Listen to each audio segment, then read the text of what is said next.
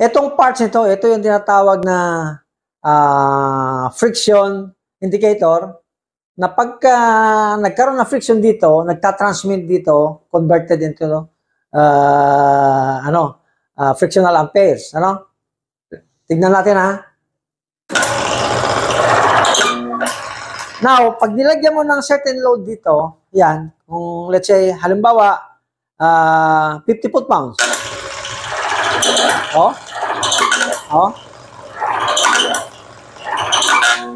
Humihinto. Yan, simulated into actual na nangyayari sa makina kapag walang tinatawag na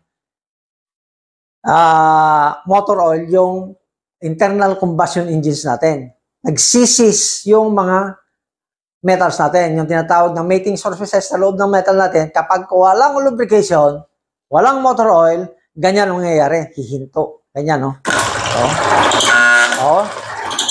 Yan. Now, subukan natin yung isang oil na kilalang-kilala sa buong mundo, no? Napakaganda yan. Ginagamit ko yan. Yan ang ginagamit kong engine oil ko.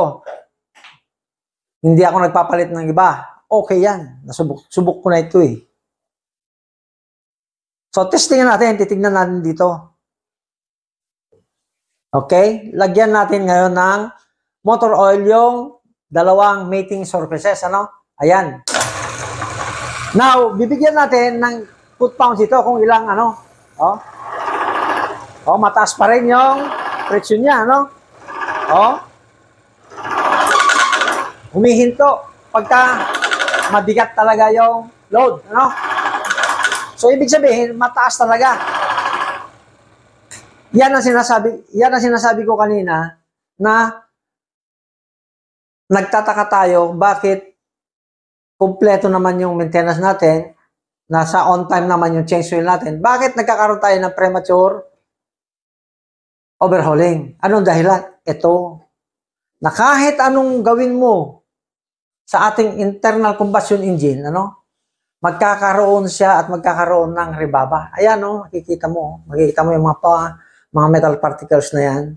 Yung kumikislap-islap na yan, nanggaling sa metal-to-metal contact yan, na kahit meron kang motor oil, na kahit special oil pa yan, hindi maiiwasan yan. Admitted yan ng multinationals dahil galing ako sa multinationals nagtrabaho, sa Aramco, the biggest oil company in the world. Alam ko ang mga physical structure lahat ng mga lubricants doon. So, itong lubricants na to, although napakaganda, proven na talaga yan na ginagamit, meron pa rin isang bagay na hindi nakita ng formulator yan. Ano yon? Ipapakita ko sa inyo ngayon kung ano yung bagay na hindi nila nakita sa technology na to. Ito yung binabanggit ko kanina na kayang mag-penetrate ng ating produkto doon sa metallic pores ng metal. Na pag sinilip mo sa magnified telescope sa 1/1,000,000 micron, iyon, doon mo lang makikita yung elements na to. So, ipapakita ko ngayon kung totoo yung claims ko o hindi. Huwag na kayong bumili sa aking produkto kung hindi totoo itong aking ine-explain sa inyo ngayon. Now, buksan natin ito. Jet 1 Extreme Oil Enhancer. Ito po ang aming product. Ito ang tinatawag namin na mothership, kung tawagin namin. Ito yung nagkikerry lahat ng product na umiikot. Ito yung pinaka-mother.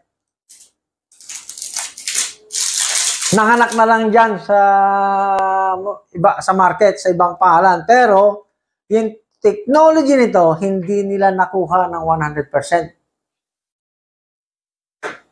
So, ibig sabihin, nasa atin yung 99.99% na technology. Ngayon, papakita ko ngayon. Ang ratio nito is from 5 to 8% by volume. Pero, the more the better. Walang kwan yan. Hindi nagkakaroon ng overdosing yan. No.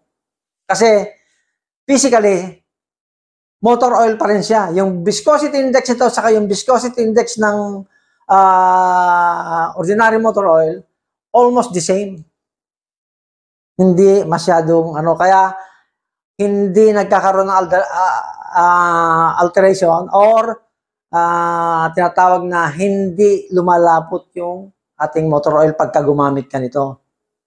So, yung designed viscosity index na isang makina, hindi natin ina-adulterate yun. Libre siya. Hindi tulad na nabibili natin na Teflon na pag ginagay mo doon is halos ayaw malaglag. Ibig sabihin, pag in-adulterate mo yung viscosity index ng isang makina, yung designed viscosity ng isang makina, magkakaroon ng tinatawag na resistance to flow. Yung resistance to flow na yan, nagpapabagal doon sa pag-ikot ng system ng motor oil sa engine, sa internal combustion engine natin, magkakaroon na tinatawag na oil starvation sa ibang parts. Kasi nadidelay yung travel niya dahil masyadong malapot. Ang ating produkto, walang adulteration yan. Hindi nagkakaroon ng pagbabago ang viscosity. Point something na lang. So, safe tayo. Marami man ang ilagay natin, walang problema. Okay, titignan natin dito kung kaya niyang inalify yung friction dahil pag kumapit ito sa metal, tignan natin kung ano ang magiging resulta. Okay? Nakita nyo naman kanina, no? Unang pisil ko pa lang, nakita mo na, hindi na umakyat. Unang pisil ko pa lang, ano nangyari? Sinagad ko na.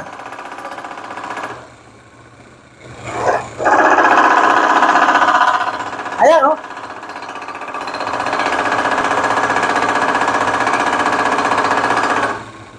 Ah, 25 lang yung rating. Samantalang kanina, 50 pounds lang, pumapalo na sa maximum hanggang sa humihinto. O, ngayon, tignan natin, ngayon, isagad ko.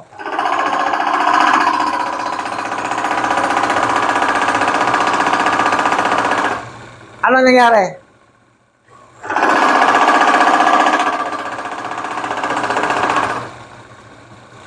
Ibig sabihin, yung ating elements, pumasok na doon sa metallic force na yan. Naging ganyan yung surface ng metal.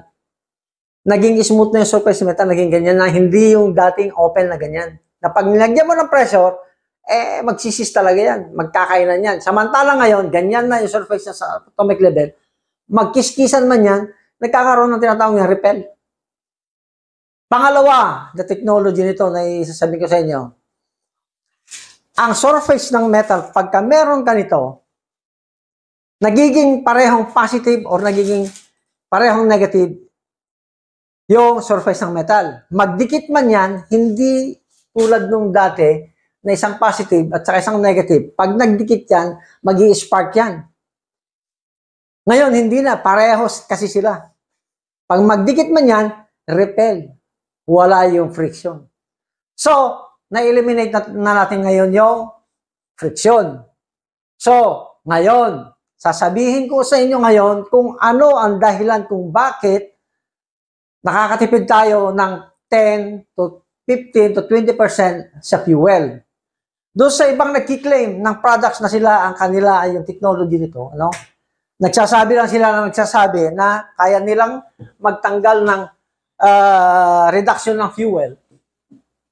20%, maximum pa nga sila sa 25% eh. Oh, napaka-bountiful naman nun. Sobra. Tremendously. Pero tayo, kaya nating i-prove, kaya nating i-explain kung bakit. Okay? Kasi, ang fuel, ganito yan. Yung mixture, yung stoichiomatic mixture na tinatawag, ito yung isang branch sa chemistry na nagkakaroon ng tinatawag na definite tawag doon, stoichiomatic, yung tinatawag na total or exact mixture ng fuel sa air na pagka nag-introduce doon sa tinatawag na intake, ano? At pagka nanggaling sa baba yung pistoning at saka umakyat na sa cylinder wall, didikit niyo yung piston rin sa cylinder wall, ano? Doon magkakaroon ng tinatawag na compression ratio. Tataas doon sa sabog, ano? Now, pagbaba niya, yun ang problema ngayon yan. Yung pangalawang pag-akyat niya, maraming escape of gases dito. Now, pag maraming escape of gases dito sa cylinder wall, magkakaroon ng less yung tinatawag na compression ratio. So, hindi buo yung compression ratio natin, hindi ngayon sasabog ng husto yung mixture ng fuel at saka air. Now, kapag meron ganito, yung micro scratches na nag-create ng less compression ratio mo na sumisingaw sa cylinder mo, sinilled up nyo yan. Pag push niyang ganyan, wala na ngayong singaw dito. Buong-buo yung combustion mo. Sunog na sunog ngayon. So, ibig sabihin, less fuel, more power. So, nakakatipid ka ngayon. Yun ang dahilan kung bakit nakakatipid sa fuel yung product nito. Na ito, pag inihalo mo sa motor oil. Yun ang dahilan. Hindi nila may paliwanag yan kung bakit nakakatipid ng fuel ang ating product. So, ito naman, bakit tayo nakakatipid ng motor oil? Kasi, doon sa mga metallic, mga surfaces na nagki-create ng friction na ganyan, nagkikiskisan na ganyan, doon nang gagaling yung tinatawag na pagkasunog ng ating motor oil. Nadi-deteriorate. Ibig sabihin, nasisira na yung tinatawag na total base number. Yung TBN natin, bumababa ng bumababa. So, lumalabnaw ng lumalabnaw, yung ating langis, wala ng lubricity. Now, kapag meron kang anti-friction, yung surface mo hindi nagkikiskisan na ganyan, ganito ang surface ng metal mo, paano madi-deteriorate ngayon yung motor oil mo? So, yung motor oil mo, magkakaroon ng panibagong buhay yan. 2 times, 3 times, 4 times. Basta ikaw ay mag-change ka lang ng oil filter, parang fresh uli yung ano mo. So, nakakatipid tayo 2 to 3 times ng motor oil. Yun ang dahilan. Bakit hindi nila sinasabi ito? Hindi nila alam ang technological aspect ng kanilang produkto na minamarket dyan. Kasi hindi naman sila ang tunay na inventor niyan. Ako ang nakakaalam niyan. So, pagka gumamit ka nito, ano ang unang marirealize mo? Mawawala yung usok ng makina mo na hindi naman sira yung injection pump mo or mga injectors mo, buo, kung diesel ka. Bakit mausok? Kasi na dating may tagas yung mga cylinder mo, pag nag-push siya, hindi na susunog ng total yung combustion ratio mo. Marami yung unburned fuel na lumalabas. So, maraming na uubos na fuel mo na hindi na-utilize. Yun ang problema dyan. Pag gamit mo ng product natin, isisild up niya sa cylinder wall, tulad ng sinabi ko kanina, pag push niyang ganon sa taas, doon sa compression ratio mo, ma-achieve mo ngayon 95%, 97%. So, paglabas ng usok mo, clean diesel ka na, bluish na. Parang gasolina na yung usok mo. Iyon, kaya natin patunayan. Marami na tayong actual demo nito. Makikita mo sa YouTube. So, ano pa yung pangalawang ma-realize mo dyan? Magtataka ka, bakit ang haba na ng binahe mo? Bakit hindi naman sumasagad yung fuel mo? Bakit ang dami pa dati-dati nakatakbo ka na ng ganong kalayo ubos na yung fuel mo. Samantalang ngayon may mga natitira pa. Ibig sabihin, nag-less yung fuel consumption mo. Okay? Yun ang katotohanan. Yung pinaliwanag ko sa inyo kanina kung bakit nakakatipid tayo ng fuel. at saka motor oil. Ang pangatlo at napakalaking bagay na ma-achieve natin or savings natin sa paggamit nito is yung prevention of premature overhauling. Tatagal yung buhay ng makina 5 times, 10 times. 5 years na yan, hindi pa bumababa yung tinatawag na efficiency ng makina mo. Wala pang 10%. 5 years na yan. Oh. So, ibig sabihin, napakaraming benepisyo ang makukuha mo rito. Halimbawa, mawalan ka ng tubig, mawalan ka ng langis. Nasa sabana ka, malayong lugar. Kaya mong tumakbo ng kahit pang 100 kilometro yan na hindi kakatok ang makina mo. Papakita ko ngayon sa friction machine kung bakit totoo yung claim na yun. Na kahit mawalan ka ng langis, mawalan ng tubig, buhay ang makina mo. Eto, tignan natin. Yung metal to metal contact na to, wala ng langis, natanggal na, na-drain na. Ayan. Ayan. Tignan ninyo. Ano nangyari? Ayaw huminto. Ibig sabihin, kahit isagad-sagad mo, ayaw pa rin huminto. Oh. Oh. Sagad, no?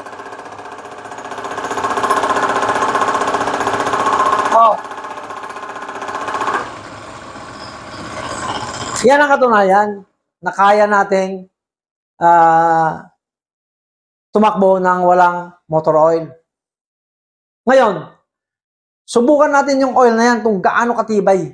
Lagyan natin ng tubig. No? Lagyan natin ng tubig. Oh. 5% lang. Wasak ng motor oil natin pagka nilagyan mo ng tubig, di ba? Tingnan natin.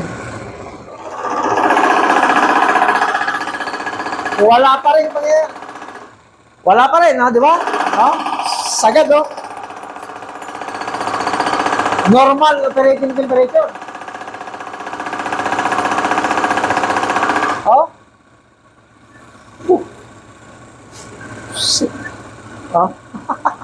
Namula na yung kamay ko. Tanggalin mo. Tayo tissue.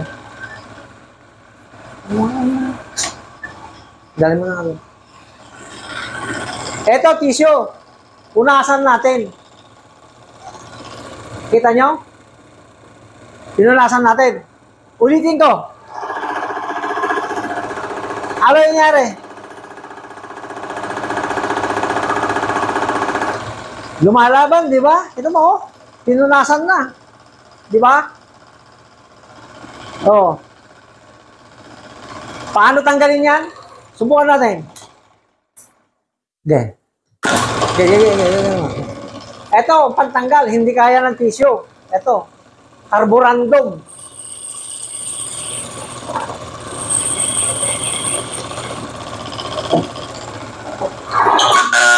Oh.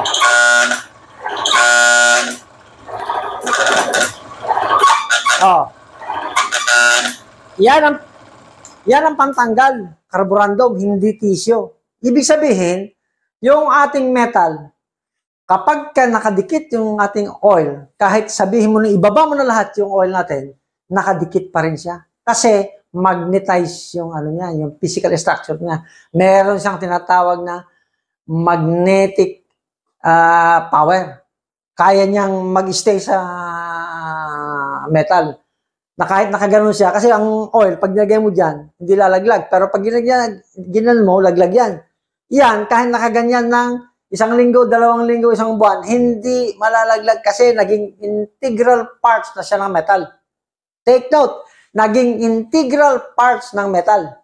Doon sa atomic level, hindi sa surface. Pinunasan ko na, di pa? Yun ang katunayan, pinunasan ko. Pero hindi natanggal. So, ibig sabihin, nandoon sa metallic force siya sa loob, hindi sa ibabaw. So, ibig sabihin, ibabaw at loob, protektado ang metal ng ating engine parts. So, makakasigurado tayo na ang ating pyesa, pagka gumamit ka nito, magiging superior quality siya. Napakaganda ang pyesa natin na mapipreserve natin. Hahaba ang buhay ng makina. Kaya, yung mga fleet owners, yung mga ang laki ng benefits nila dito. Magkano ang isang makina pagka yung nabag-down ka? Total overhauling. 500,000 isang truck. Magkano lang ang halaga nito? 1,500, 2,000 pesos. Naka-insured ka. Naka-insured yung 500,000 mo sa halagang 2,000 pesos or 1,500 pesos. O, di ba? Bakit nag-hesitate ka pang gumamit ng ganito? Samantalang nakita mo na yung physical structure nito, superior quality na siya. Unbelievable. First of its kind sa lubrication technology itong ating product. So, kung gusto nyong masubukan, money back guarantee tayo. Pag hindi maganda, hindi totoo yung claim ko, ibalik nyo yung bote, balik namin pera nyo. Okay? Meron pa akong ipapakita na nakaka-amaze.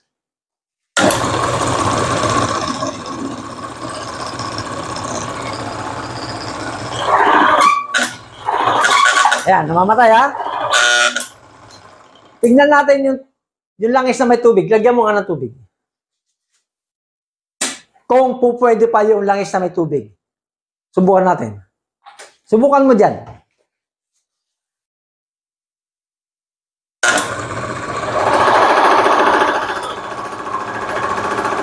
O bakit?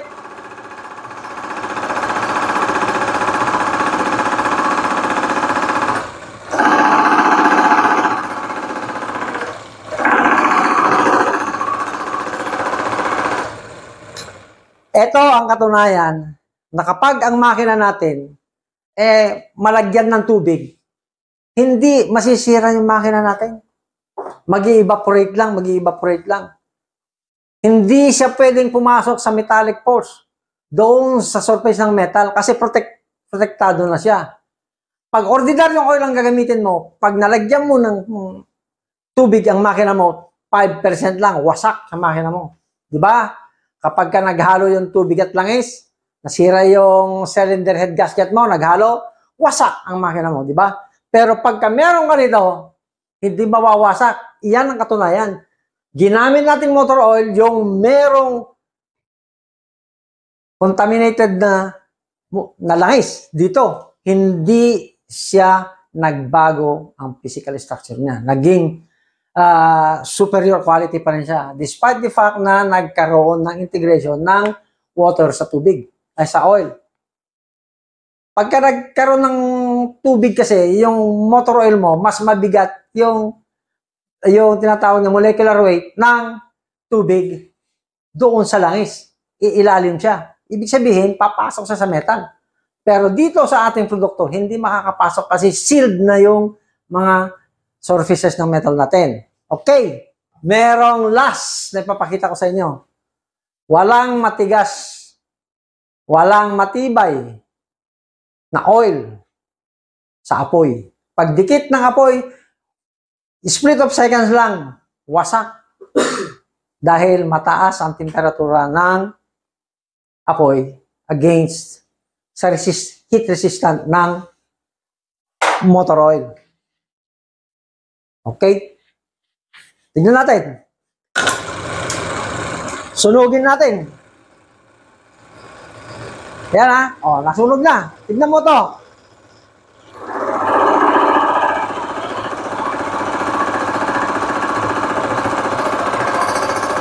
Ayan o. Lumalaban o.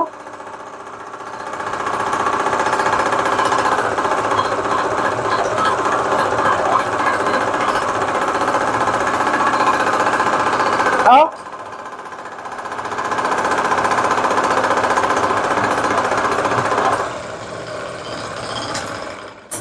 Pagdikit pa lang ng unang seconds ng apoy, automatic na yon na wasak na yung total base number nung kan. Wala na siyang lubricity. automatic na yun. Kung hindi man siya masunog, sira na yung lubricity agent niya. Yun ang matinding tinatawag na thermal resistance ng ating produkto. At kahit abutin pa siya ng 500 degrees centigrade, 700, 1,000, hindi mo kayang tanggalin yung lubrication natin sa surface ng metal hanggat hindi mo siya nililiha or ginagasgas ng carborundum. Yun lang ang pantanggal dyan. Ayan o, carborundum.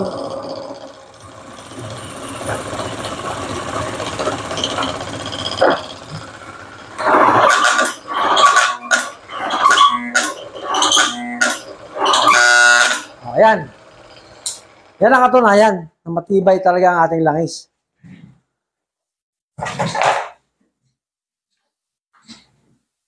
Okay. For the time being, I would like to reiterate to everybody na itong product natin, hindi ho ito ordinaryo. Ito, malaking bagay ito para makatipid tayo sa ating operation. Maging personal man or maging sa mga heavy equipment natin, mga trackings natin na nagtatraverse dyan.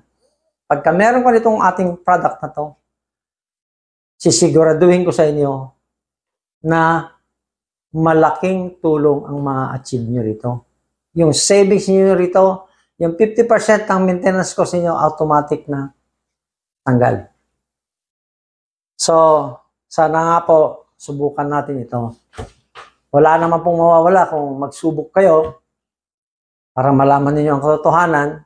Pero nagbibigay naman ako ng assurance bilang inventor nito na superior quality ang ating product. Makakatulong po ito ng malaki sa ating mga operation.